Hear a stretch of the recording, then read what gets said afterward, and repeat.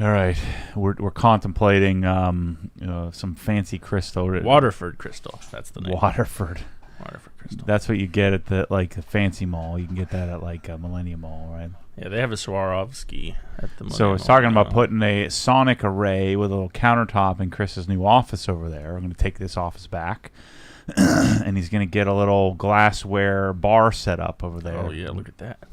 That's what I need. You're not getting. And we It's come free in, you shipping. mix up a drink, Free shipping. sit down in your Viper chair. Everyone's welcome. Come on by. Yeah, decanter. Yeah, decanter. Spirit decanters. I'll be a lot It's happier like now you in see my new office. You see it in all the movies, Yeah. right? Mad Men. Oh, there we go. $520. That's what you would get if you were going to get one. Yeah. That one. Mm-hmm. Do you have that at your house? No, I don't have a fancy decanter. Okay. No. So what's going on, people? It's another Friday, and I'm sorry for you Hex members. I'll be back on track next week. I think what we need to do is I'm going to do like a certain video, like new videos Tuesdays and Fridays or something like that. Think I could do something like that? No. No. Like to set a schedule and stick to it? Yeah. No. No. A guy. Yeah, I don't know. You could do a lot, like front load them and then release them on Tuesday and Friday. I don't like to do that. I get too excited. I want it released. Does the camera look weird? Are we in a different It's very spot? bright. Or am I looking at that? Yeah. Anyway, yeah. Sorry to Hex members. I'm back on track. This week and last week were nuts. Just getting us set up. Now we're starting to work on the finer details of the move over to the Yarn building, and we're just talking about I'm going to have 4 offices, from 0 office to 4. So this is going to be my office. I've got a desk over there that'll be another office. I'm putting another desk in the garage over there. It'll be the 3rd office, and then I'll put another desk at my house. Finally office. put one at my home, in my house. So it's gonna be office bonanza, which I love. Then I get to buy all kinds of office supplies that you'll never use. I found a better decanter, by the way. This one's $4,300. Okay. And you get your crest on there, your family crest. It's out of stock. No, we'll get you one. Yeah, it's something you spend some money on. You'll have it for the rest of your life, right? And pass it on to the next generation. Yeah. Yeah, that's my style. And put some water in there. Some sweet tea. Yeah. It looks the same. That'd be very disappointing. A little sweet tea. All right, let's see. Vigor Auto Detailing here. You'll like this. He says, "Wow, Matt has lost weight." But then he backtracks and said, "No, maybe it's just the lack of a baseball cap." Yeah, no, I just shaved my head. I wish I'd lost weight. Same 239 and holding. I'm just eating too much eating, and I'm not. I think I'm gonna think that my knee is okay. That doesn't hurt anymore. Well, I mean, no, yeah, it doesn't hurt. It's still a little tender. I did some air squats, some like 3/4 air squats yesterday in the work. I had a bunch of them, like a couple hundred of them, and I think I'm about ready to start running soon. So I wear a knee sleeve or anything? No, I don't like to do that because then you become reliant on them. Walking around everywhere with a knee sleeve, like an old grandma, with like a moving back brace and a knee sleeve everywhere you go. The one with your knee cap pokes out. One of those.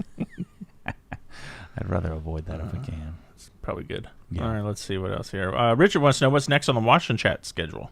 E46, I'll probably do Saturday or Sunday. All right. I drove it all weekend. Oh my gosh, do I hate it so much. It's so bad. Like, I'm done. I probably won't drive it again until I start modifying it. It's because it's awful. Like, one of the worst cars I've ever owned. It's just terrible. It's boring as can be. Can't hear anything, and what you can hear sounds terrible. Like the E92 stock sounds great. I mean, the E36 stock is, it's pretty good. The E46 is terrible. Like one of the worst cars I've ever owned. Now I know what it's going to be. I think that thing looks so darn good, but I don't know about it's not looking good for the E46 in me. All these E46 lovers. We're gonna have to make a BMW announcement. Oh shoot! Put receptacles in. Okay, cool. cool. EC is surprised that we started on time today. Yeah, we were actually, I think, 1 minute early. Thanks for noticing.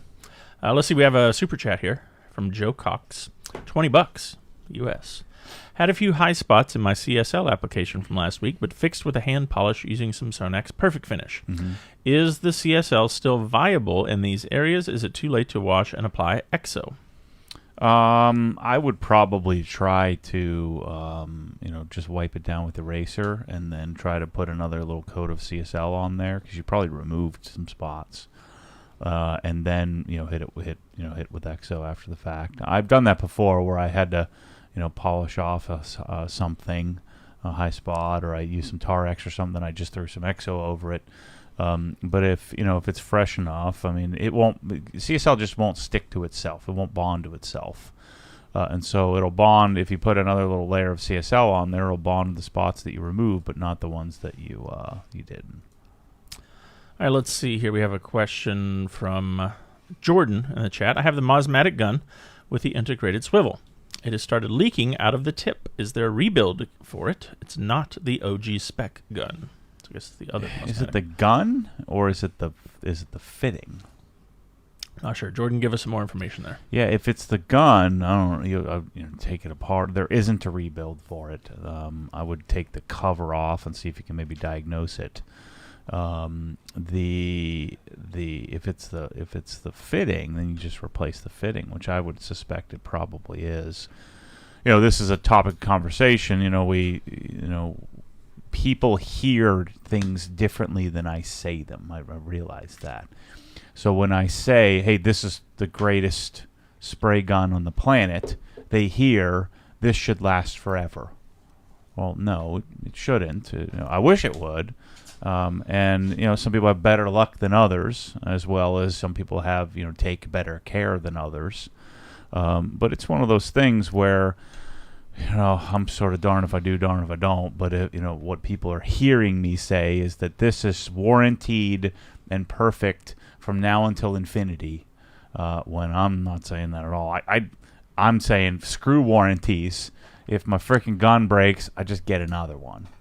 And unless it's something that I don't really use very often, then I wouldn't get another one. But the general idea there is to make sure that hopefully it's good from the start, and then you hopefully have good luck and it lasts for a long time. And if you buy a bunch of good stuff in your life, most of it will be fine, and one or two of them, like my Sub-Zero freezer, is jacked up, and I'm not screaming and yelling about it. I'm just seeing if we can get it fixed, and hopefully now I think warranties make sense. Like if his automatic gun was 6 days old, we'd give him a new one. But if it's a year and a half old, I mean, that stinks. But if it's leaking from that, it's probably got to be the fitting.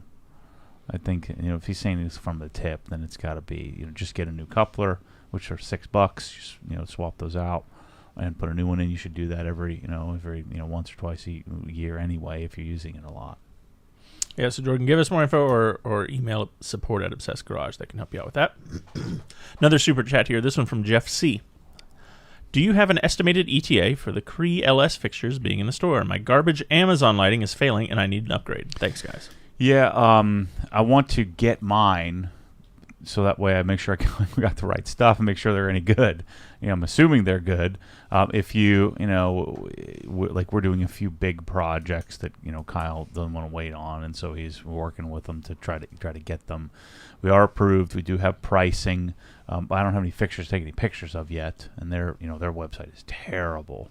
So we want to get the things up in the store and photographed and all of that stuff. So I'd say we're probably at least 2 months out. We're going to get mine for the yarn building and for in this office and other areas, and we'll have a better understanding. First of all, is this the appropriate light? Because if you'd asked me 3 months ago, ZRs were the way to go, and that's not the right one. So if you can bear with me a little bit, the other there's a bunch of lights that they have that I'm going to get my hands on and start working on. This is from my WRX channel here in the chat. Let's talk about the elephant in the room. Ellipses. New drying aid release date? Yes, today. Yeah, it should be up. It's live right now. I just looked. Oh, it is? Okay. Yeah. darn crispy looking picture there. Yeah, so Our new photography studio. Oh, yeah, look at that. The black and white really Yeah. looks nice. So yeah, drying aid is available in a crappy bottle with a crappy sprayer, but it's the best that I should stop saying that. It's the best there is, outside of a Pressol or maybe Quasar or some sort of bottle like that. But yeah, we've got it in the sort of the angled J handle gallon. It's what, $50, and then $25 for a 32 ounce. We don't have a lot of it.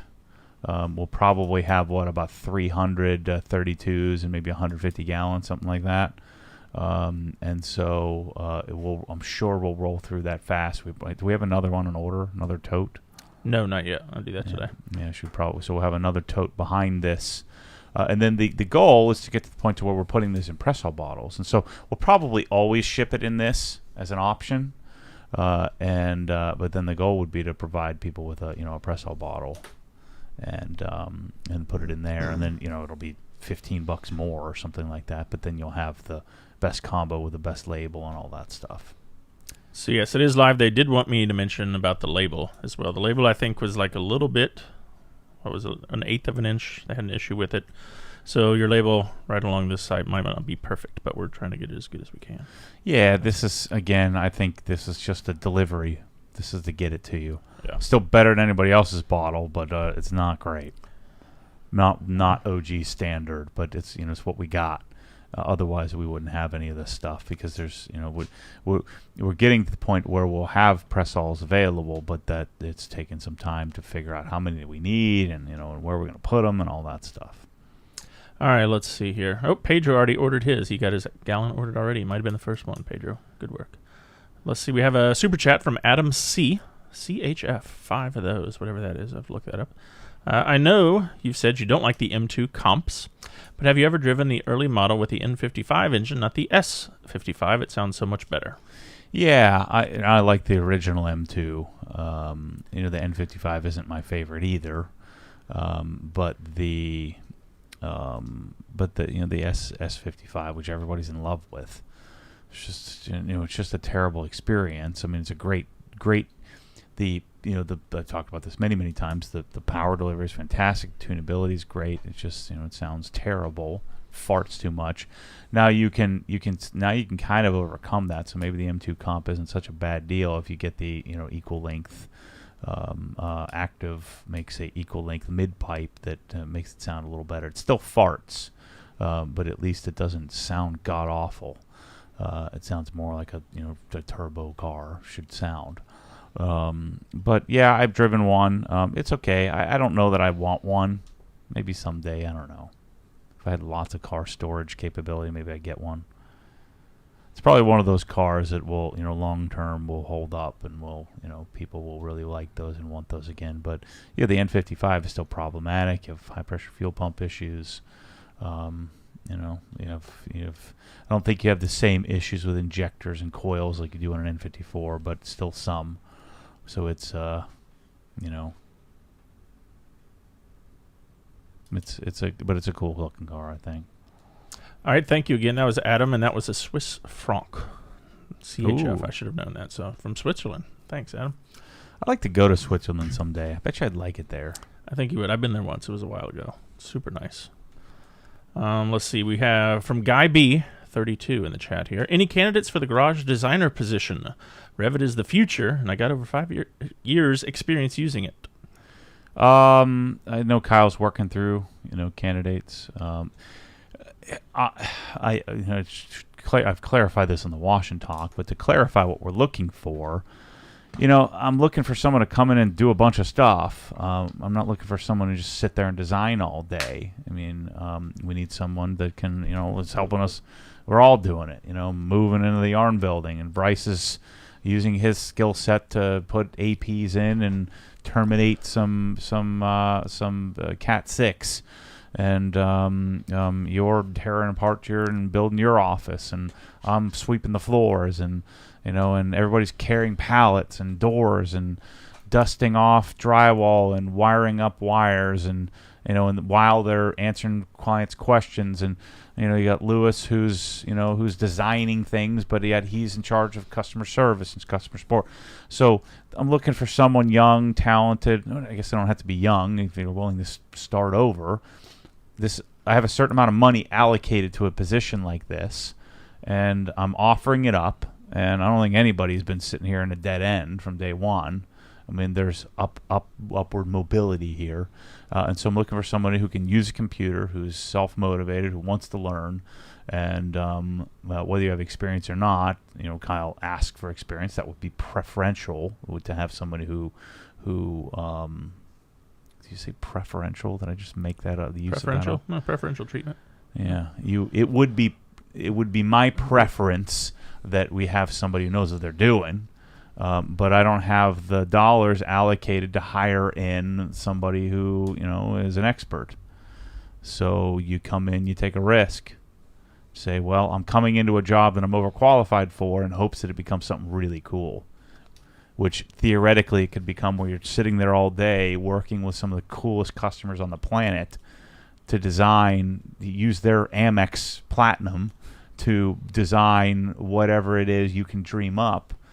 Is, I think, pretty freaking awesome, But I don't have $108,000 to allocate to that job. Just don't. I don't need that yet. We don't have that many customers yet for that. What I need is somebody at 35 grand or 40 grand to come in here, and everybody's complaining. Well, you came in. This is what I got. So shut your face if that's not enough for you. There's enough for everybody else to come in here, and now they all make more. But come on. So that's what I'm looking for. There you go, guys. So the answer is no, we don't have anyone yet. Kyle's looking and sorting through candidates. Mobility Today has a super chat here, $4.99. Thank you for bringing in Alligator Window Tint and introducing me to XPEL XR Plus. I love it. Amazing. Nice. So there you go, Martin. Hope you're listening. I can't seem to find the drying aid on the site, says Chad. Where is it listed, or what is it listed? If you go to new products, I think Jeff chimed in the chat. Yeah, on the front page, just go to new products, and it's the first one listed under new products. All right, let's see. Any idea, Tanner, Canadian as usual behind here, any idea when the next Behind the Hex vids are coming out? Yeah, I'm sorry. I apologize at the beginning that I didn't do one this week or last week, I don't think. So I'm slacking on you, but yeah, I'll be ramping it up here starting next week. Give you some insight into what's going on with the bunch of different things. All right, Stint Placer wants to know, what was that NAD receiver on Instagram that he saw? So, I purchased pretty much all the NAD equipment to figure out which ones I like, so that way we could, use and provide people with audio solutions for the garage and elsewhere. And so I've gotten all the studio monitor stuff. I figured out all that. I'm working on cabling, using figuring out speaker cables and XLR connections and HDMI and all those things. And then I bought all the NAD receivers, the preamps, the integrated amplifiers, and also Blue Sound as well. And so the one you saw was the M33, which is I think it's pretty good. It's freaking $5,000. Not many people are going to buy that. But it's like the ultimate streaming digital to analog converter. So it'd be like you connect your phone via Blue OS. Your phone becomes a remote control for the NAD DAC, digital analog converter. And it has a 200-watt Class D digital amplifier built into it. And the question is, do I love Class D amps? I love them in the studio monitor. Sounds great. But generally, I'm a Class AB or Class A or Class AB. It would be my preference because they sound warmer. Or even a perfect world, a tube amplifier. But in a garage, I'm looking for something that the beauty of NAD, and they have ones going from say $700 to that one being $5,000, and many in between. The beauty of a Class D amplifier in a garage is that it's going to run much more efficiently, not nearly as hot. So if you don't have a conditioned space, it could be really, really helpful for that application. And so I'm working on different solutions. And so what we'll have is all kinds of 2-channel, as well as surround sound solutions with studio monitors, active wireless speakers, passive wired speakers and receivers, surround sound versus 2-channel with add-on subwoofers with a wireless transmitter receiver, and then we'll have all the cables and everything. And so you can, like the ultimate solution, I think, for the garage would be a Blue Sound Node, 2 core subs, and 2 core 59s. So that's 4,000, 8,000, 11,000, 14,000, 14,550 bucks plus another couple $100 in cable, so it'd be 15 grand. That's what I'm going to have next door in my garage. Now my garage in my house is going to have surround. So my garage in my house is going to have NAD 778, T778, which is their $1,500 receiver, a pair of $2,200 Evoke 20s, and Apple TV, the MDCC or MDC module, which I actually I don't need that on the 778. But HDMI switching, Apple TV. And so the system and 2 subwoofers, and so that system in my garage is probably like $8 grand or something like that. But then we're going to have things all in between where you can do a Blue Sound Node and a pair of, actually skip the Node, just do Bluetooth with a pair of these freaking fantastic PSB AM5s. They're like $600 for a pair. Of course, you could do a Dynaudio Music as well. So we're going to have all these different solutions for people. I'm probably creating too many solutions, but I can't help it. I have so much fun playing with all this crap. And then in my house, I'm putting an M17 and an M22 and an M28 amplifiers for my my home theater in my house. But I don't know if we'll sell much of that, but that's what I'm working on. All right, Jason had a good question here related to some of that, since you're selling off your audio equipment. He wants to know, which headphones are you getting for each desk at the Yarn building? I don't know. I think everyone pretty much already has them. So, and that's such a, the all the guys prefer certain things.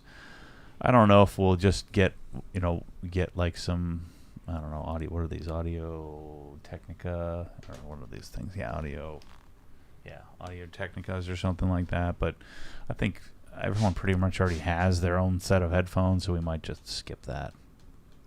All right, Brendan says, "Hey, Matt and Chris, I'm on a road trip to Seattle right now. Visited Dundon this morning. Jamie is such a cool dude." Yeah, they're all really, really sharp there. Charles and Jamie are, it's a passion project, but, like Jamie owns a gosh darn semiconductor manufacturing company, so he's brilliant.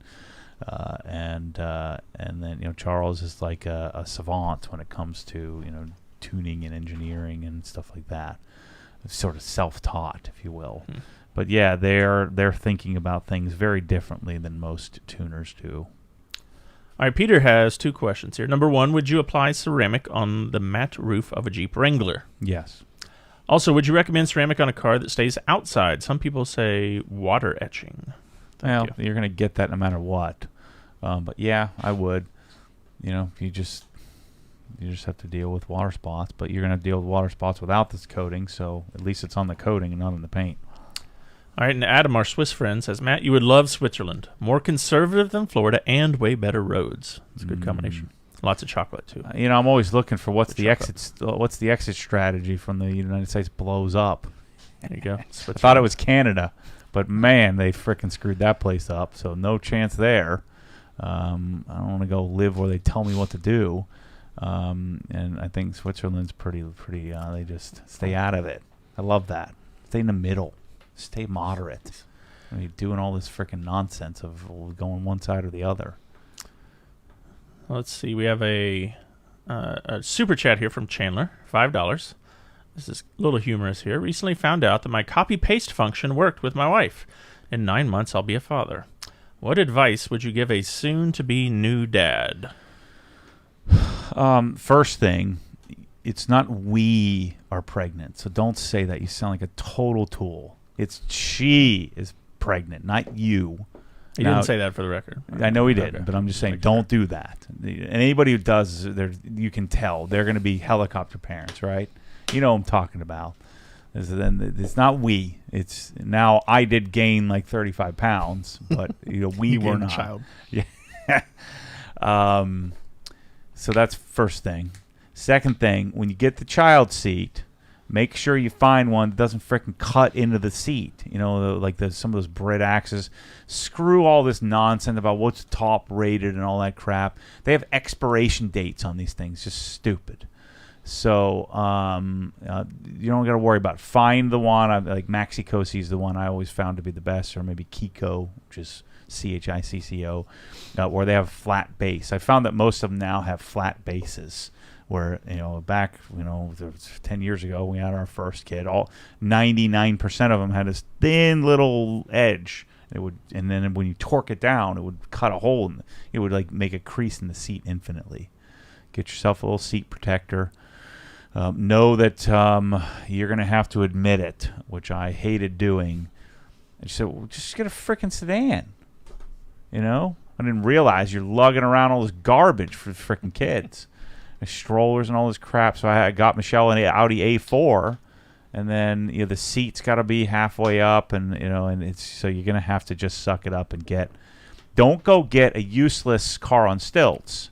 Don't go buy a Model Y or something like that. You got to get something big. So go get yourself a freaking Yukon, and even better, probably just get a darn Yukon XL. You just go big. If you're going to go big. Or the best thing for a baby, I'm telling you, is an F-150, like a Raptor. You see how easy it is? Amazing. Because you don't have to bend over, and then you're not driving some dorkmobile. You at least look somewhat cool still. And you can lift it if you want or not. And then there's so much room they can't kick your seat. Yep. Can't mess anything up. You get the rubber floor mats. That's like the freaking best mom mobile ever. Ford F-150 Raptor is by far the best. You can't swing the Raptor, get some version of F-150. Incredible. All kinds of room. Yeah. Way more room. Yeah, and then you just get a bed cover, right? You can throw the stroller and all that stuff in the back, and problem solved. So that's the other thing. So if you can try to, not eat everything in sight, I don't know why. I just gave myself permission to, but yeah, those are the things. And you don't have to frickin' stress out about, if people start worrying about, I'm going to teach your kid financial education and how you're going to get to college and all that stuff. You'll frickin' figure it out. You're not going to worry about any of that crap. I did a good job of not worrying about that kind of stuff. And if you're squeamish like me, do not go in the living room. If we could do it all over again, I would not have been in the delivery room either time.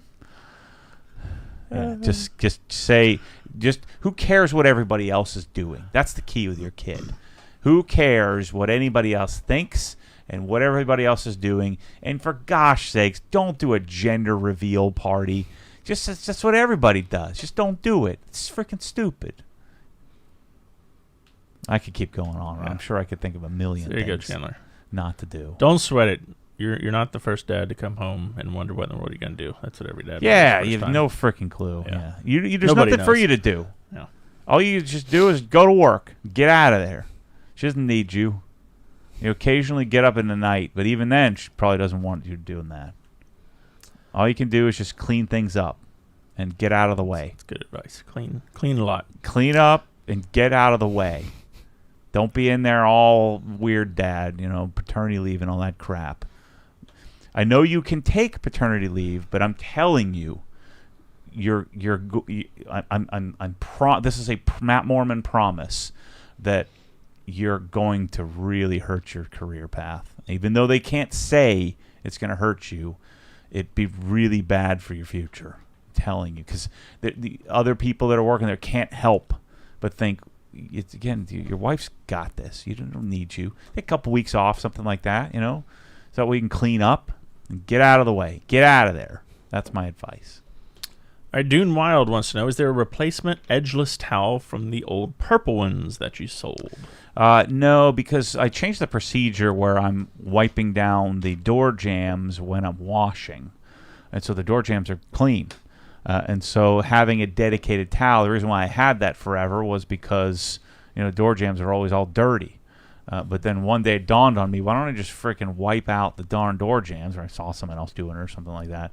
Why don't I just wipe it out while I'm washing, and then I can just use the same towel. I just do the door jambs last, but I'm using the drying aid towels, the big one, the gauntlet version, the dark gray version, and the orange one. That's what I'm using in the door jambs. All right, let's see here. Jeremy noticed, he said, just noticed that the green exit button is gone. Thank you. It's still there, Jeremy. You just can't see it on camera because of the way Mike set it up. It's still there. I don't know what those are for. I think those, if the alarm is armed to stay.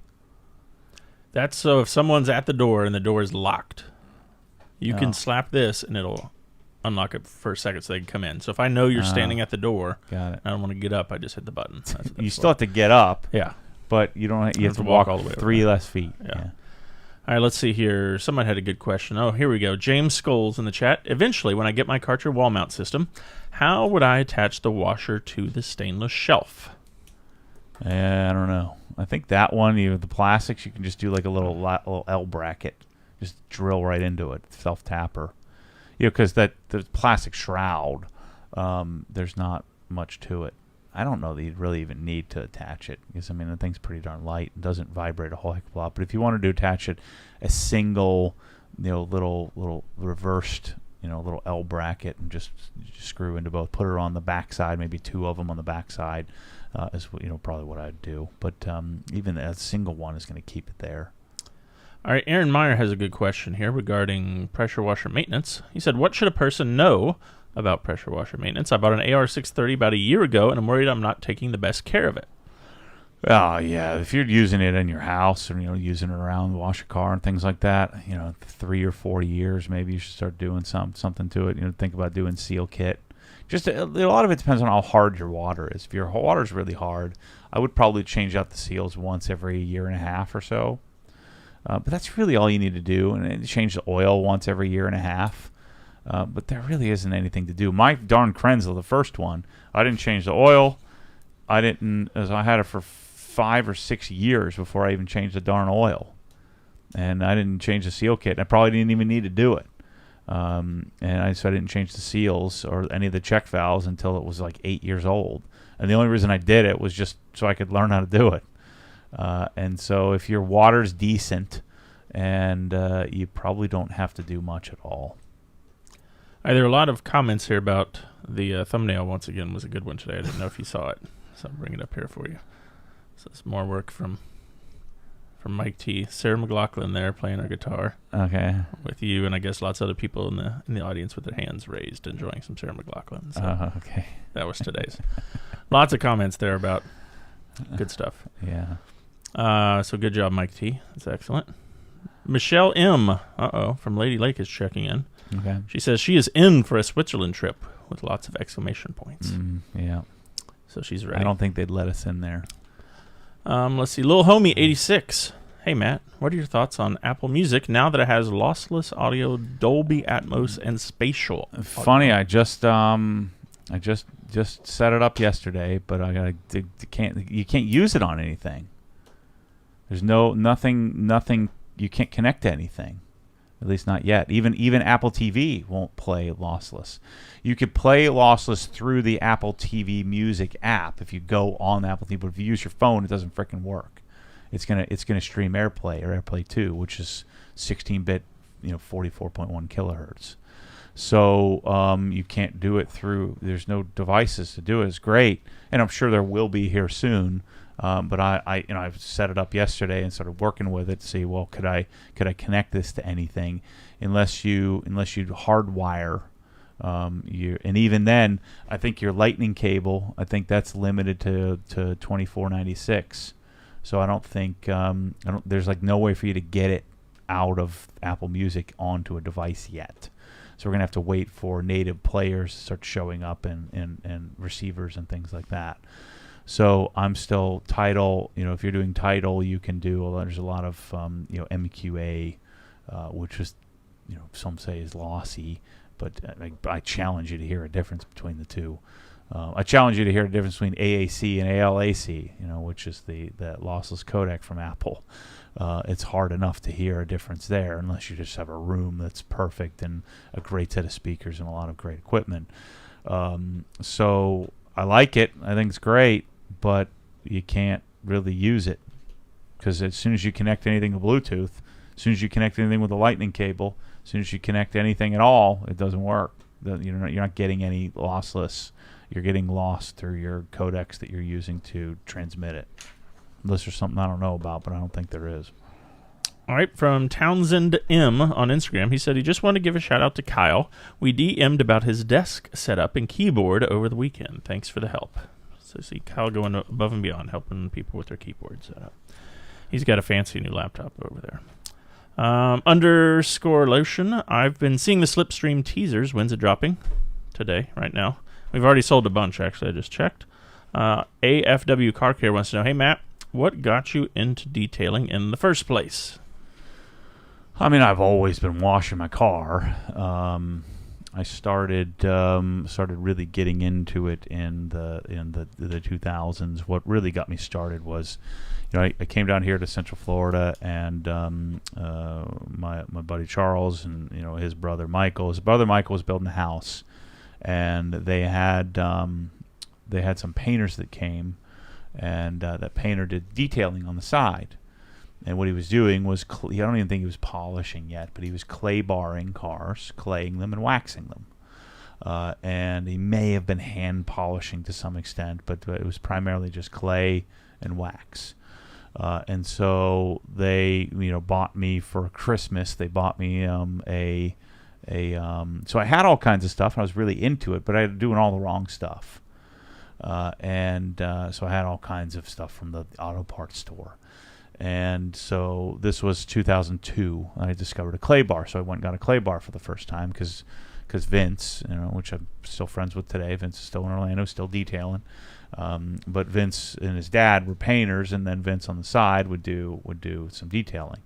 And so they paid $200, and he clay barred my S2000 and waxed it. And it was freaking amazing. You run your hand across the back of it. We were just all marveling at this.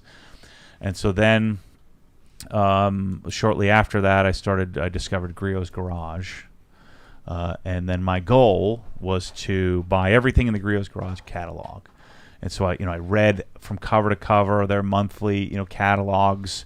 I would circle things, and it was like the old days of using the Sears catalogs. You guys get the Sears catalog, and you'd go to the back, and you'd be like, they'd have like a chemistry set, and they'd have like guitars. I don't know why I was always wanted a chemistry set and guitars from Sears. Yeah, right. It was probably the most expensive thing in there, in the kids section. You had to go all the way to the back, and that's where all the toys were. And so this was like the modern day version of a Sears catalog, and so I would go and I'd buy, I'd start buying things, one at a time from Griot's Garage, and the goal was to get one of everything. I eventually bought their shelves when I got my first garage, and in 2005, and so learned how to start polishing, but I was using their polishing system, which was freaking terrible. I didn't really know what polishing was, just moving some polish around. But I didn't know what a correction was, even though I was polishing early on. Probably didn't really start figuring out correcting until probably 05, 06, when I eventually got some water spots on a car. Actually, I guess I was polishing janky for a long time because it was like 2010 when I discovered Menzerna. And Phil at Detailer's Domain, I was reading his blogs and actually learned about what polishing really was and correcting. And so, I was detailing and I was polishing and I was doing the whole process where I would decon it per se. I would use Dawn, decon it, because Griot's didn't have a surface prep or anything or a wash. They had a polish prep, but they didn't have like a decon type. They didn't have iron. We didn't really have Iron X and things like that yet. And so once I discovered that the Griot's polish didn't really work, then I started branching out. So Griot's was probably 02, 03 through 2010. So 6 or 7 years of acquiring the entire Griot's Garage catalog. And then come say 2010, 11 is when I really started to chase buying everything that exists at that time. And but I never got into like the Zymol or the Zano systems or anything like that, which probably would have been even better than the original Griot stuff. But yeah, that's how I've gotten into it. And then of course, eventually it started once I sort of honed my washing process, which has continued to develop since then. That's when I started YouTube and started sharing the process. All right, I missed this super chat here from our buddy Martin, Alligator Window Tint. He said, thank you. That shout out made my day. So the shout out for mobility today. So there you go, Martin. Thanks for helping us out there. Let's see. Maddie Ice 685 on Instagram says, hey, Matt and Chris, fun question here. What is the best selling item in the store? What is the worst selling item in the store? And has there been an item you think would sell much better but was kind of a letdown? So best selling volume dollar wise is the 1322. Yeah. Quantity wise is Swiss Tracks, just because yep, they're ordered. And so those are the two best selling. Worst selling, I don't know. Worst would be some like t-shirts that we tried. Pretty much we've lived a pretty charm existence to this point. Pretty much everything has worked. There's some stuff that we don't sell a lot of, but still needs to be in there. There really isn't much worst, which we're pretty fortunate, other than some shirts that I made that nobody wanted, that we just blew out of here and tried some different stuff. All right, kind of along those same lines then, Brian Chin wants to know, is Bead Maker still going to be available, or are you phasing that out with the new trying? Yeah, we'll phase it out. I don't want to have too many. Again, I'm not a retailer, and I'm not using it anymore, and so it doesn't really make any sense for me to keep it in the store. But there is a Bead Maker 2.0 I've heard rumors of that's possible. So who knows? Maybe that comes out and they punt this. We'll see. But yeah, we'll sell out of what we have, and then we'll transition to this for a while and see if there's anything better that comes out in the future. All right, let's see here. We got from Detailer Jeff, not Jeff a detailer. There's a big difference there. He has some advice for you. Apple Lightning to 3.5 millimeter adapter supports 24-bit, 48 kilohertz lossless audio, according to him. So there you go. Might have to get you one of those. Yeah, but I want wireless. So why not just use Tidal, because they have all the same stuff, all the same music. So yeah, I'm sticking with Tidal until I have some more viable, and I'll have to do some dongles and crap and plug it in. All right, let's see. From Eric in the chat, did you ever meet or interact with Phil from Detailer's Domain in person? His site also got me into detailing. Oh yeah. So I've told this story many times, but I called Phil early on and said, "Hey man, I think I'm onto something. I think I had 4,000 subscribers, 4,000 or 5,000." And he said, "Yeah, I think I've seen you on the forums." Like, he didn't know who I was. I mean, no one did. I mean, I had 5,000 people watching, but it sure felt like we were onto something. And I'm at 5,000 subscribers. I'm making hour and 10-minute long videos with no editing, just turn the camera on and turn it off. Change the battery, put the new battery in, keep it running, just running live, and then I would put an intro in it eventually. In the beginning, I didn't have an intro. But I was maintaining a journal on M3 Post, which I'm sure everybody had seen on M3 Post if they were on there, the Bimmer forum, and so I called them and said, hey, I was a pretty significant customer. I bought lots of stuff, and so I made them aware of that. I said, hey, I bought lots and lots of stuff. I'm really onto something here. I think that what I'm providing here, I think there's some value. I doubt I use those words, but what I was looking for someone to partner up with, because I didn't want to do the shipping and packing and all that stuff, and so I said to him, hey, what if I don't think a traditional affiliate relationship works, where I put the discount code. That just doesn't freaking work. Especially in my style and format.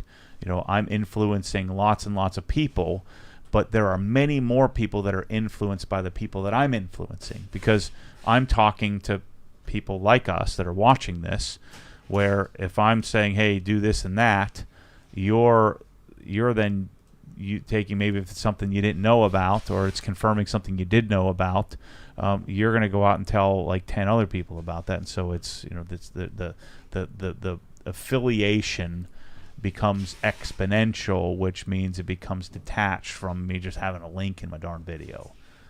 So like Obsessed Garage Drying Aid, all the people watching this, there's only a couple hundred watching this, then go tell their buddies, hey, you got to get, when they ask about what they should do for washing their car, hey, you got to go get this Obsessed Garage Drying Aid.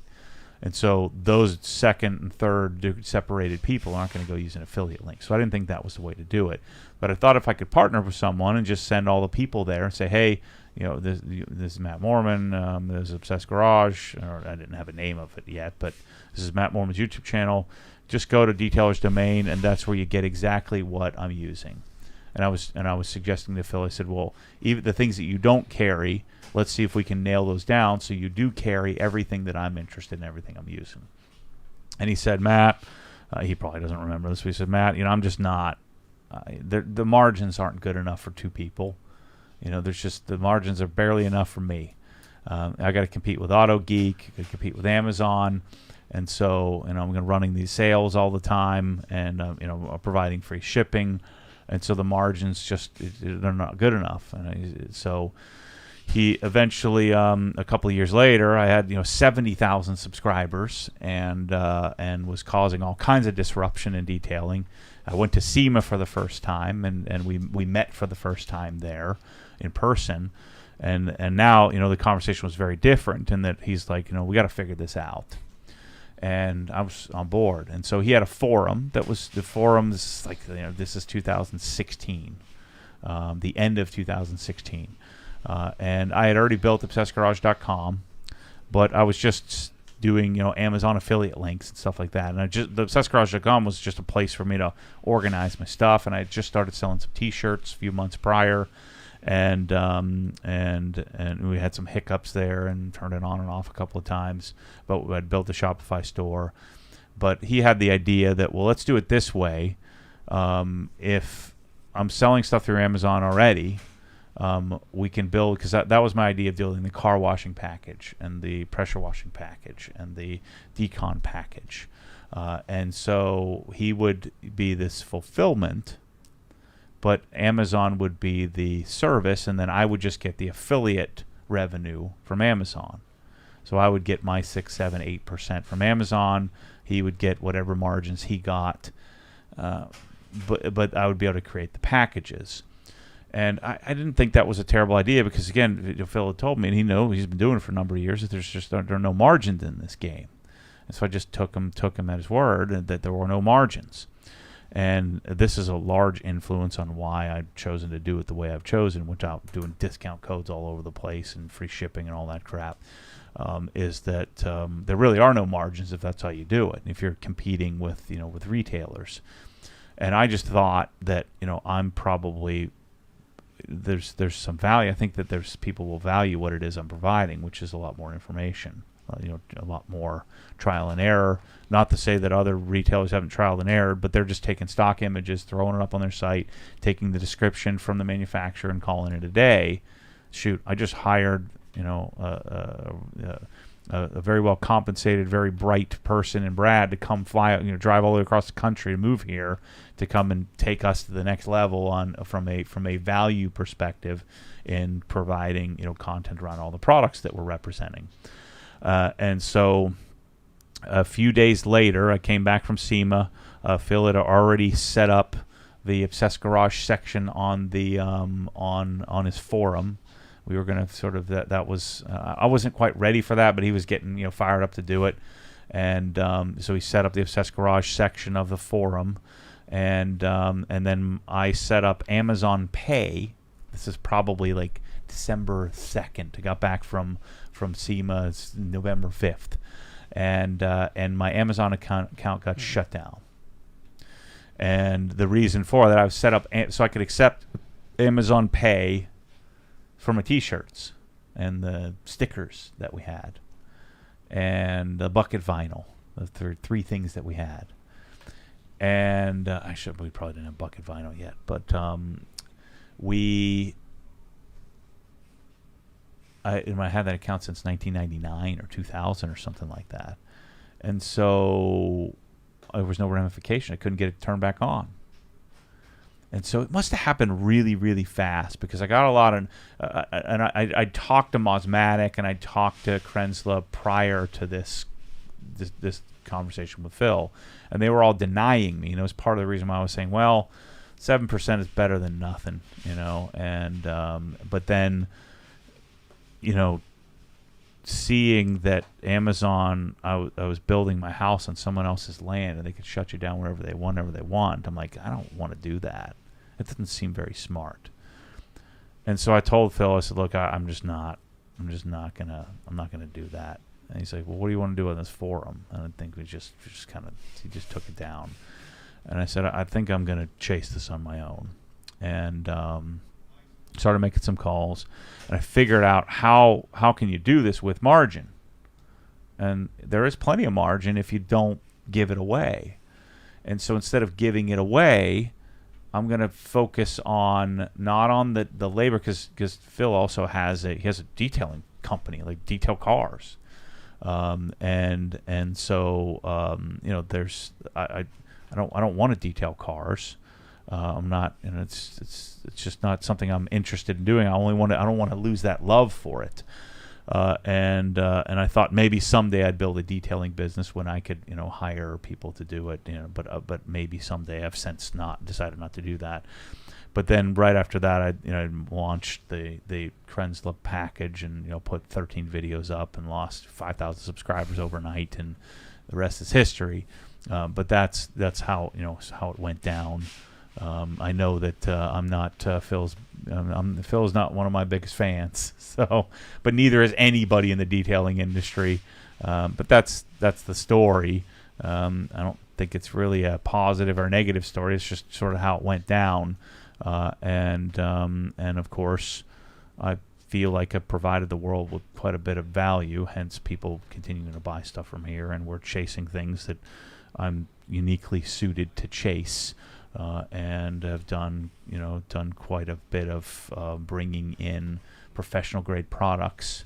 We're going to do the same thing with audio into the garage space that otherwise didn't exist. And detailing has never been the sole thing for me. I love detailing. I love all the detailing stuff. I don't like detailing. I like the process and the product around detailing, but I don't love the labor of it. And so I think that the garage has always been the anchor, and so that's what we're working on. So that's a long story to a rather short question, but yeah, the Detailer's Domain and the blogs there kind of got me off of when I got the water spots, got me out of the Griot's garage hole. Griot's is still a great place to start. Adams would be another great place to start. McGuire's would be a great place to just buy everything that they have and go from there. Even Ammo's product line would be a great place to start, and then you can kind of chase it from there. And so I've flown all over the country and met with all kinds of manufacturers and learned from lots of different professional detailers, and confirmed and added to my process that I'd sort of developed over the last however many years. And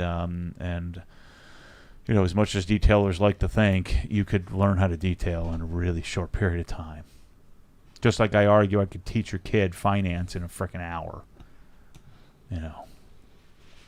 So. All right, Jeff G, 77, noticed, I think he said on our buddy Scott Ailes, a story perhaps that he had more of the ICS machines in, and wanted to know if we had them. And the answer is yes, we have 7 of them on hand. 1 is currently reserved, so we have 6 available. Yeah. So yes, these are actually on hand, ready to ship if now's the time for you to go down that path. I'm going to fire up my 5 horsepower compressor in the next week or so we'll test that out. It's a roughly $4,500 or $5,000 silent piston, which delivers somewhere around 30 CFM, which should be adequate for that little machine.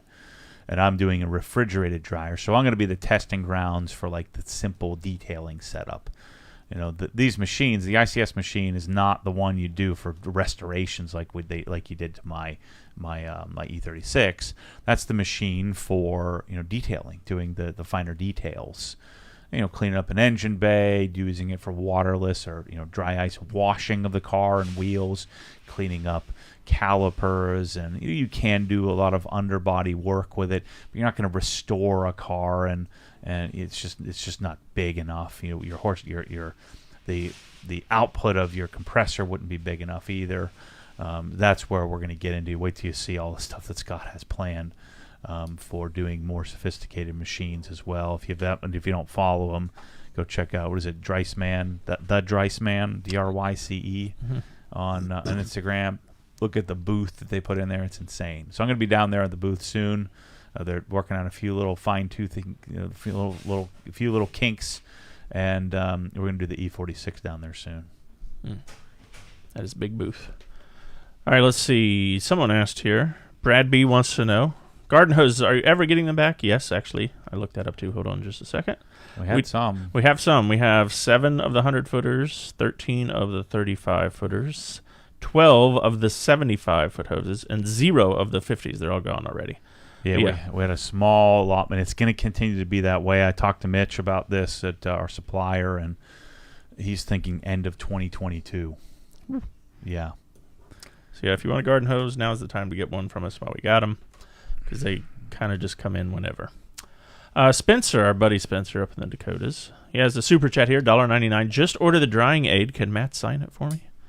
Maybe. We'll see if they might have already shipped it out. Yeah. He also says, is there going to be a drying aid package coming soon? Or what towels does a guy buy that you use? I assuming the gray high pile and maybe the orange ones.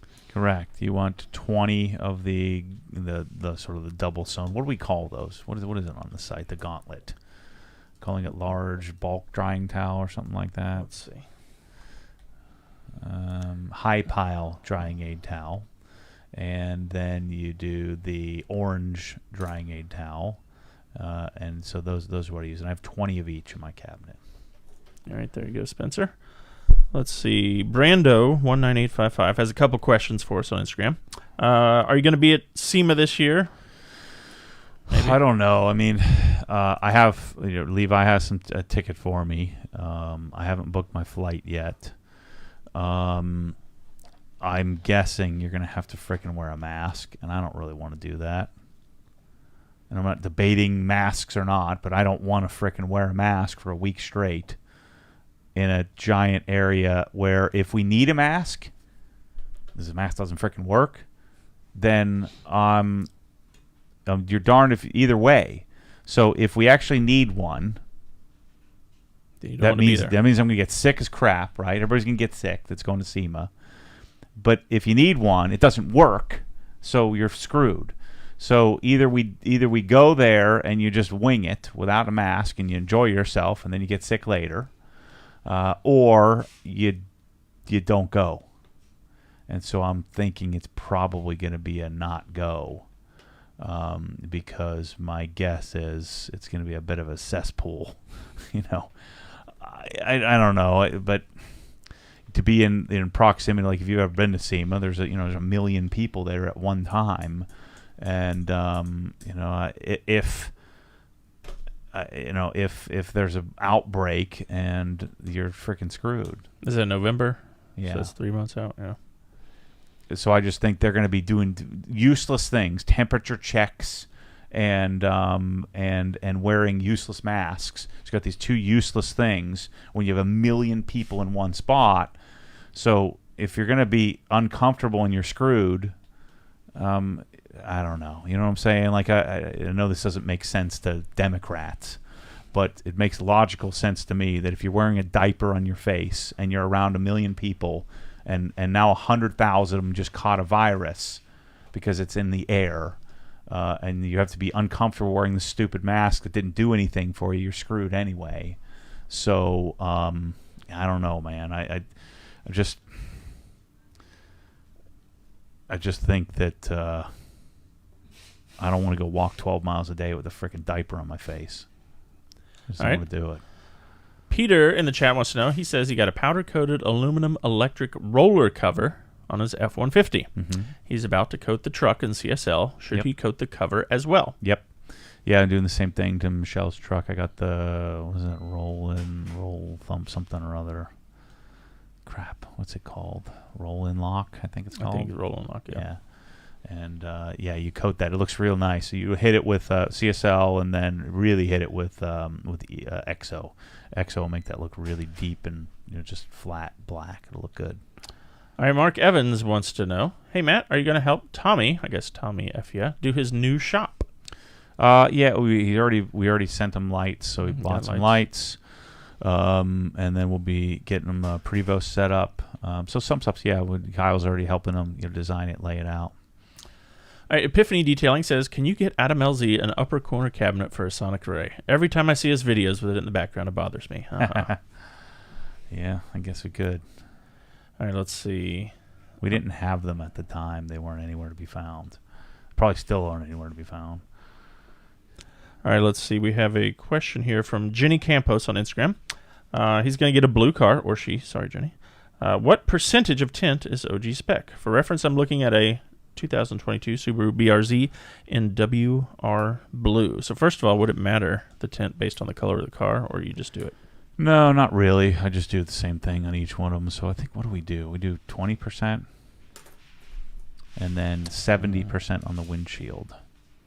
Is pretty standard. So now if you're in a state where your tinting is a little bit more, I'd probably go a little bit lighter. But generally, I'm going to do 15 or 20%, just depending on what the manufacturer calls it. So pretty dark, and then 70% on the entire windshield, not that goofy stripe nonsense, but do the entire windshield.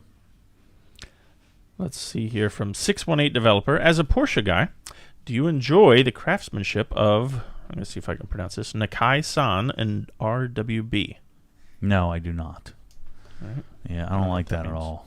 I know, I get the style, I get the thing, but freaking hacking off the fenders and riveting new over fenders on, that's just not my style. I think it's cool. I get it. I think that style is pretty. I understand why people like it, but I have no interest in it at all. It could be what everybody get all crazy when they go and see him at a place.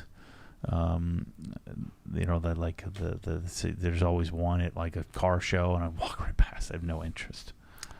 All right, Martin chimed in here in the chat. He said 15 is what I've been installing on all your cars, so that's the tint there. Scott Taylor 951 on Instagram says, how many coating removal towels would you recommend I purchase to do both CSL and XO, and also to do one set of wheels as well? So if you're doing a car, I usually use 2 towels for the CSL step, and then at least 4 towels, just depending on how flush I'm feeling at that time. But you probably really want 8.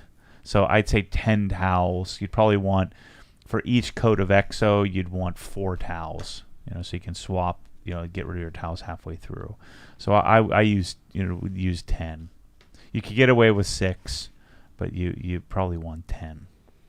All right, a couple more CSL questions here. One from Jason Silvestre on Facebook. He says, it looks like I got a little CSL XO on my plastic door handles, leaving a little white on them. What can I use to remove that? I don't know. Try an M39 and a brush, like a toothbrush. Try to get it off. You could try putting a little more on there, see if it'll reactivate or remove it. But I'd probably do M39 first, and then you just can't polish it if it's black plastic. And then with a brush of some sort, and then try to recoat it. All right, and then Matt Kimmy, who I believe visited here last week, he says, I'd like to coat my 2018 Accord with CSL, but the gray paint doesn't really show swirls or imperfections very easily. With this being a daily driver that sees lots of miles, how frowned upon would it be to coat it without polishing it first? I mean, I just think your likelihood of getting the surface prepared properly without polishing, I would at least do a single-step polishing, because your coating's probably not going to hold up very well. If you did a really great decon and you really wiped it well with some isopropyl alcohol or some eraser or something like that, panel wipe, But I think you're going to want to polish it. Maybe you don't want to micromanage the polish, just move it around a little bit and shine it up a little bit. But I think it would be really well worth it. All right, one more coating question from Alex Shanks. Hey, Matt, you mentioned the coating on your GT3 wheels was degrading. How would you go about recoating it? As I recall, they had CSU, then EXO originally. Chemical decon, then a coat of EXO? Those wheels don't have Ultra. I think they just have CSL EXO. Yeah, you just reapply and hope it sticks. In some areas it's probably not going to. It won't bond, but the EXO will do something for you. That's the one problem with coating your wheels is that you can't polish it off. That's where it gets a little funky. So you don't really know if your new coating application is even working. All right, Mike Nicolette on Facebook says, after you're done paint correcting a car, what's your process, or what used to be your process, I guess, for cleaning the pads? I use mix up some of your microfiber cleaner and mix it up pretty concentrated, like a 20% solution of either Micro Restore or now we're doing what's the Rags to Riches of the rag company P&S microfiber cleaner. So mix up a pretty concentrated version in a spray bottle. And then get yourself a brush, like a pad brush or any kind of brush. And first thing I'll do is I'll clean the pads out with Dawn in the sink. So I'll squeeze it out. I'm sure I have a video somewhere on the channel talking about this if you just search it. Washing pads or cleaning pads. But using as hot a water as your hands can stand. Spritz it with put some Dawn on there and a brush and get that taken care of.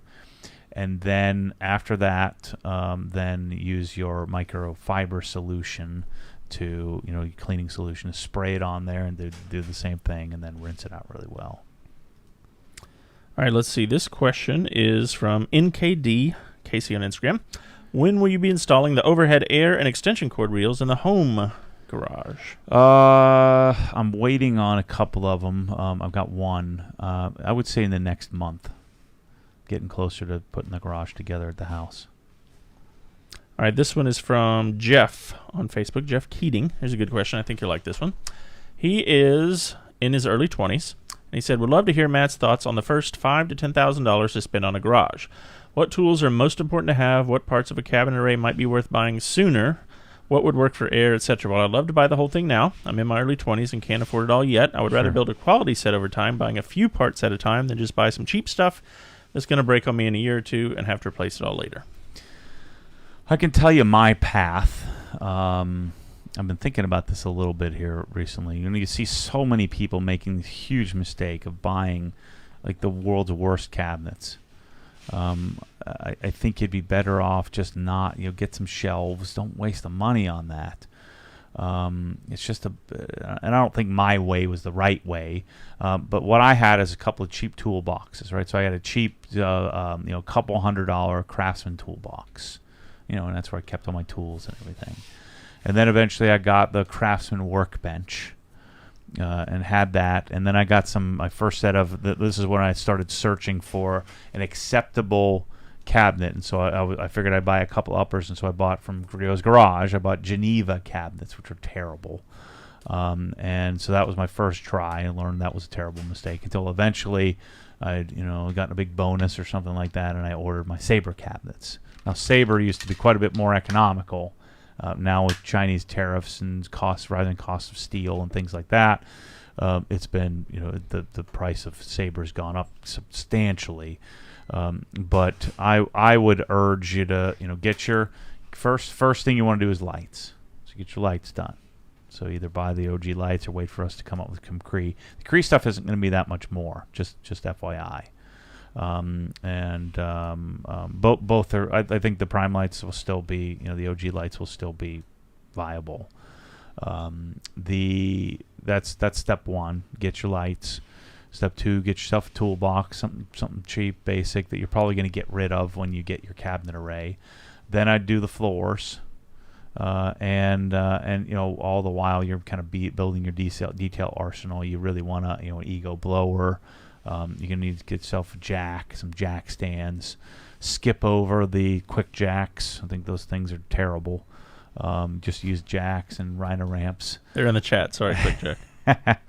And then start to plan out your next steps.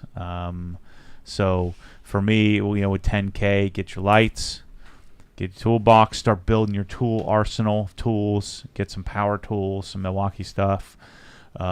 Get your flooring figured out, whatever you're gonna do there. Don't do frickin' epoxy. I'm telling you, it's a nightmare. It's a disaster. There's a picture on Viper Chair's Instagram recently where they're clearly, whoever has this floor is super proud of it. But you see the picture of the Viper Chair on a workbench, and you see the floor right below it, and it's all bubbled and scratched. Like every other epoxy floor is all bubbled and scratched.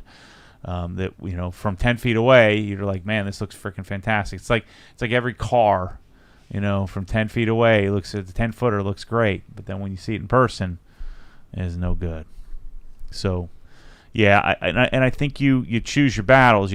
What is acceptable to buy cheap that works and works well. And yes, New Age and Husky and all this stuff, Gladiator is cheap and works. But cabinets, you're still spending a couple $1,000 on that. It's a little different than buying yourself a $100 pressure washer to hold you over. You're spending thousands buying total garbage. So, I would urge you to hang tight and get yourself, weight on the cabinets. Wait on the cabinets until you have a little more. But yeah, with 10K, you get yourself a $5,000 or $6,000 cabinet start. And skip the flooring, do the lighting, and you can get yourself some Sabre cabinets for that. All right. So there you go, Jeff. Anthony wants to know, hey, Matt, I've always wanted to try the gear-driven polishers. I tossed my old DA. What would be a good second polisher to pair with a gear-driven? I don't like gear-driven at all, especially if you're accustomed to DA. You're going to hate it. You'll have to force yourself to like it. But I would get another DA, long throw, Rupes. LHR 15, skip the gear-driven. All right, our buddy Tanner, the Canadian, said, did Matt get the Zip Hydra Tap working yet? If so, has it been worth the investment so far? Should have. I hope Perry put the outlet in. I should be able to get it up and running this weekend. All right, Richard Powell says, what's your opinion of the AWE exhaust on Kyle's Golf R? Does it seem money well spent and good value? I haven't driven in it, so I'm not sure. But I'm sure it's good. All right, this question from Colin Mack. There were a couple of people who asked similar questions here. This is from Colin on Facebook. The E36 Euro headlight / air filter project was verging on janky. It's not. It's freaking morons. Does that stuff bother your OCD, or are you able to look past it for the bigger picture? Okay, so BMW guys. Bros. BMW bros are the most insecure people on the planet, especially E36 and E46 guys, because they've almost all of them a failure to launch. They're landscapers that are never going to be a landscape business owner. They're people that are just kind of stuck with this stinky old car. They got a 180,000 mile piece of junk, and so they get real angry when anybody else comes on their turf. They watch it, they want to see it, but they don't want anybody. It's kind of like, it reminds me of when I was a kid, and I got all the Green Day CDs, and then for Christmas the new Green Day CD Dookie came out, and my mom got one for me and one for my sister, and it was over for me. You know what I'm saying? That's kind of what's happening with what happens with the E36. So it's a bunch of teenagers. Now they're 40, 50, 60-year-old men, but a bunch of teenage level people that now their sister just got the Dookie CD. So I'm the sister, right? I'm coming in and encroaching in their territory. Now my sister's way cooler than me, and so I hated that I'm losing out on my thing. And so here comes the sister. So I'm the little sister showing up, Mr. douchey rich guy with all the fancy stuff and all the tools he doesn't even know how to use, and now he's hiring people to work on his car. This guy sucks.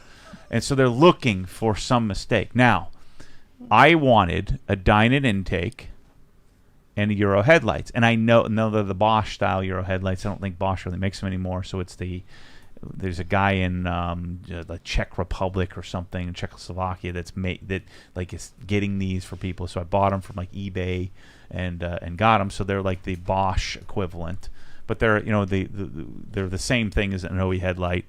And I knew we were gonna have to modify it. And I told Mike and I told Eb, I said, we're gonna chop whatever we got to chop to get this thing in there. This is not a freaking $400,000 Porsche, RS 4.0. This is I paid too much for, but this is a $30,000 really, really nice E36. And it really literally could not be done any better, right? So I would have just lopped off the freaking bracket. Now, in the dyno instructions, you have to cut the bracket off to do the dyno intake. I want the dyno intake. That's what I want. I want some AFE and I want some other thing. I wanted the dyno intake, and I wanted to see if we could make it fit. And I knew we'd probably jack up the filter, and we'd get another filter at some point and try something different. And one of my new buddies, well, I don't know if he's my buddy now after I told him not to be a dick, but on YouTube comments, but Brett. Brett on Instagram has been DMing me some different suggestions because he works on these cars often, almost exclusively, I think. And so he said, might want to try this filter. So he sent me some options for some filters. So all this is all going on behind the scenes. And meanwhile, I'm building the yarn building. So that's why I hired Eb to do this stuff. I could have done all of this. I didn't want to. I don't want to have to be trying to find old forum posts and stuff like that to try to do the cooling system and to do the power steering. And where Eb's done it a million times and was going to do it way better than I can do it. And so here you have all the big brothers that are stuck with Green Day for their whole life. They never evolved beyond it. They're still stuck with Green Day forever. And they were early into it. And the reason they were early into it because they bought these cars when no one wanted them. And they were garbage. You could have bought my E36, my 30-something thousand mile E36 for freaking $8,000. I think the guy that I bought it from bought it for like 17, and he probably paid up for it. So 8 years ago, they bought that car for $7,000 or $8,000. And these are all the guys that own these cars because they've had them the whole time. And so everybody's like, everybody knows that you can't do a dyno intake with the Euro headlights. I said, watch me. And sure enough, freaking fits great. So he, Leb tapped out the brackets, these two little things, and then lop it off. And then I don't know if we showed it on camera, but we just touched it up with a little bit of black paint so it wouldn't rust. And he did that so that way I could put I could just spot weld the bracket back on someday. I would have just freaking hacked it right. You know me. I would have gotten the freaking the Sawzall out and just hacked it off. And then, I was talking to Brett on messaging, and I said, hey, have you ever done this? He's like, well, I think what you need to do is it's been a while, but you need to cut off there's like a little tool, like a little weird little thing, I'm not even sure what it's for, like a little leveling tool or something. You need to cut that piece off. And so we trimmed that piece, that non-functional piece off. I was ready to hack the frickin' half the headlight off to get it in there. And so then, I ordered a new filter, and I knew that we would sort of bend and, beat the crap out of the dyno filter because it's a little too big. And now it works. And he trimmed so I have a brand new fender liner, and he trimmed that back perfectly. So all these big brothers come into the video, and they have to tell us how much we suck. And the install's fantastic. So the only reason, and what it is 3 people had the original thought to say, hey, this is not right. Just because they probably didn't watch the whole video. And then as soon as 3 people do, all the unoriginal people come in and say, yeah, that's the jankiest, junkiest thing. You go out and look at my E36. It's freaking perfect. It looks great. It fits in there. It's nice. You haven't seen the new filter yet. I haven't put it on yet, but the filter will fit in there. It'll all tuck nicely in there. The fender liner's cut, perfectly. Way better than what I would have been freaking cutting it with some scissors. He dremeled it out and made it all nice and pretty. And so all these guys are just looking for an excuse to hate on little sister because little sister's showing up and little sister's cooler than big brother. And that's BMW douches in a nutshell. And by the way, the E46 stock sucks donkey balls. It's freaking terrible. So there you have it. So stop acting like this, BMW bros. No one likes you, including I'm the freaking original BMW bro. I don't like you. Nobody likes you. So stop acting like this. The freaking car is fine. Nothing's wrecked. Nothing's ruined. We're going to rip out the entire interior and redo it. Does that mean it's wrecked and ruined? Because I'm going to do an Alcantara headliner on a car that doesn't have an Alcantara headliner? What about the fact that I had to rip apart the whole door panels to get new door panels? What about that? Is that ruining it? What about I put a new sway bar in? That's okay, but it's not okay to put an intake on that you have to modify a little bit to get it to fit. It's the way it frickin' goes, dumbos. It's every single car I've ever done. That's what you got to do. And this is the cheapest, crappiest car that I own and have ever owned. So chill out. Get better dreams. An E36 M3 should not be your dream car. That should be just a spot. Maybe when I was 16, I thought it was really cool. I wanted one. It wasn't a freaking dream car. Get better dreams. That's my end of rant. All right, so one of the little sisters chimed in here. He says, this is a good BMW bro here, our buddy Jack. Matt, I want to thank you in advance for falling on the sword for us BMW bros by chasing the E46 M3 exhaust. Providing value to the world as this extensive information testing does not exist. Yeah, I mean, I'm sure some people have figured it out, and according to the comments, everybody in the world has figured it out. All the big brothers have figured it out. For little sister here can come in and figure out some things. But I'm going to have to try some things. But I do love that there's lots of suggestions. They're like, hey, I've tried this. This works. I'll try it, and we'll see. The difficult part of having this sort of crowdsourced information is that a lot of people, especially on an older car, like that's what they did, and they don't remember quite what it was like. They just remembered at the time it sounded great. But as of right now, it's not looking good for me in an E46 because that thing sounds freaking awful. So hopefully we can fix it. Right. Oh, the stock cars. I've been driving it all week. It's so bad. It's slow. It feels like you're braking. Now I have a freaking perfect one. Like the thing is like factory fresh, right? And I'm driving and like the freaking the clutch delay valve, it makes it terrible, makes it impossible to shift properly. And then the rubbery feel of the transmission, and then this horrible sound that comes out of that car, which is almost inaudible. And then when you rag it out, when you go to redline, it feels like it's going to explode. The car just doesn't like it. And so thank goodness I drove Waba's car because there's hope for it. But yeah, it was this is the precautionary tale to those who are like me who buy cars that you've never driven before. This can happen.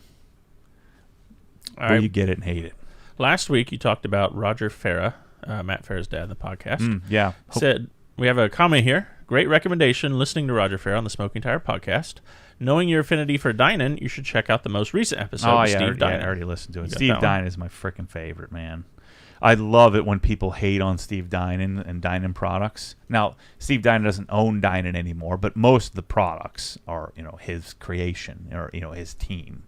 So it'd be like, I didn't create this detail thing, this drying aid, but our platform did. We went and found it and did the whole thing. So Steve Dynan, same thing. I mean, some of the things he was directly responsible for, some of the things his team and corporation that he built is. But the guy is brilliant when it comes to car tuning and chassis tuning and some of the things that they do. And there's always a methodology on why. And they get so much hate because he charges extra for it. So go listen to the latest episode. I have maybe 10 minutes left, but yeah, I Steve Dynan is.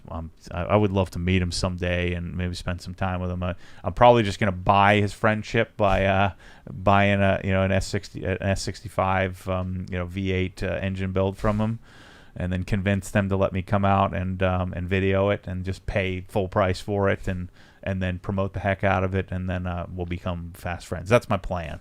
So. And maybe we'll do that with the the S50 whatever 54. All right. I was right. Quick Jack is in the chat here. They said, we like to watch every week to hear what nice things Matt has to say about us. Winky face. Change that. Just make a Ben Pack profile, and then we can, then it'll be better. That's funny. They're doing that. Is that Trevor, or is he doing that on purpose? I'm glad Quick Jack is here, I think. That's funny. All right, I have a long question for you here. It's more of a story with a question at the end. From Nicholas Blasden. Hello, Matt. This weekend, I took my brand new Ford Ranger Trimmer to a wedding in Mammoth, California, up in the mountains. My brother-in-law's family were leaning all over the truck, and at one point, one of his aunts was trying to put multiple wine glasses on the hood. I watched in horror as they were sliding off the hood, and she tried adding more. What are you watching? I would go and frickin' punt all those people right in the crotch. We're getting to that. I think you already answered the question, but we'll keep going. I also drove, parentheses, against my will, another family member to a venue, and she left sunscreen residue all over my brand new seats, which were suede. Am I wrong for wanting to choke slam everyone? You prefer the crotch kick? I just made that one up, yeah. What is the OG way to deal with a scenario like this? Yeah, I mean, part of it is everybody just knows that you don't frickin' mess with Matt's cars, right? You just don't do it. Everybody knows. And even the kids and the cousins, extended relatives, everybody knows. So maybe you just got to do a little more work to. These are probably extended family. Maybe you don't get it. You don't see it around very often. But yeah, what you do is you just walk straight out and you just open the door and you just pull out immediately. Hey, I'm gonna go move my truck because you guys are freaking messing it up. And then they'll get the point and they'll never do that again. They'll talk trash and they'll berate you and they'll probably tell on you and you'll get in a little bit of trouble. But that's what you got to do, and no one will ever do that to you again. The sunscreen thing, I don't know. I mean, you can fix that. I mean, you don't want to lay towels down in the car every time someone gets in it. But that one, I'm not as bent out of shape about. But yeah, the people leaning against your car when they can go do something else. My guess is you probably messed up and then you parked it up front. So stop doing that. You got to go to DFZ. No one's gonna. These are lazy people. So they're relatives or not.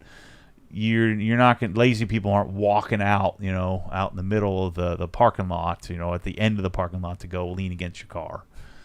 So yeah, that's all you got to do is just freaking march. Like don't even look at anybody in the eye. Just march straight out there, start it up, and just pull out. Even if they're still leaning against it, and hope they fall over. And you mutter some stuff under your in your voice. Or if you're gonna look at them, you look do the like the look, like, and do like the shrug shoulders and the head shake while you're walking by, and you just walk right in the truck and move it. Then give a hat tip. It'll never happen again. No hat tip. No, no hat tip. And then you hope under your breath they're not going to confront you, but you're hoping that way you can lay into them. That gives you permission to say, "What are you doing?" Use some F words. That's what the old me would have done. I would have alienated myself from family for the rest of my life. All right, let's see here. Steven, I see there is an option for 3XL on the new shirts. Is there going to be a 3XL version of the new color shirts? I got to have more. I'm almost exclusively wearing OG apparel now. It's like on these. No, those don't come in the 3XL, unfortunately, Steven. No. These, it's kind of like the ones we tried to get in a different style, but it just didn't work well. It's a totally different shirt. Sorry, Steven. But when we find one day, you'll be the first to know. Yes. Anthony has advice here. It sounds like something you would approve of. Sometimes you just got to freak out on everyone. I do that more times than not. Yeah. Actually, I've gotten much better at it over the years. That I used to be real nasty about that kind of stuff. But just don't mess with my stuff. I used to value my stuff way, way more than I do now. Probably because I have too much stuff. But it was a lot of work and a lot of risk and a lot of I really took pride in the things that I was chasing, and I didn't want anybody messing with my crap. And so that's what I taught my kids: don't mess with it. All right, I got some big news. I got an email from Brad and a text from Kyle here. I'm gonna post a link there.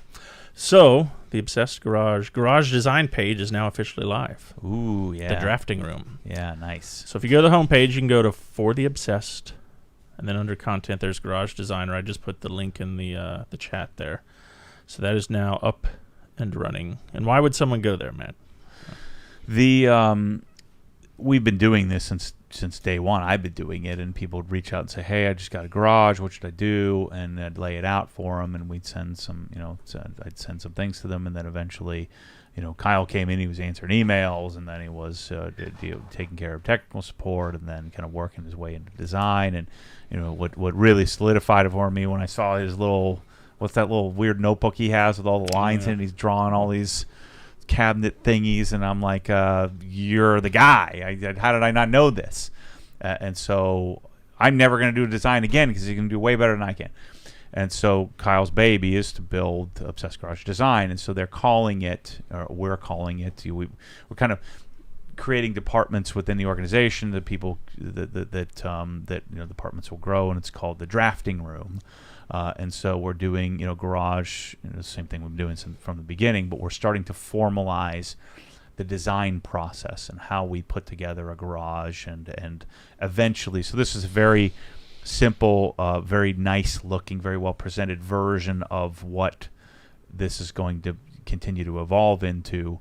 But we wanted a main page that will then grow into a very robust section of the site where we teach people how to design their garage, and then of course at the end of it, if you still want to hire us, then you would hire us to do it. Right now, the way it works is we ask you to buy the stuff from us. I don't charge anything for it, and so the requisite is that we're not doing discounts. This makes 0 sense. Every business does this. If you buy more, you take more time of ours, and we give you a discount. That's stupid.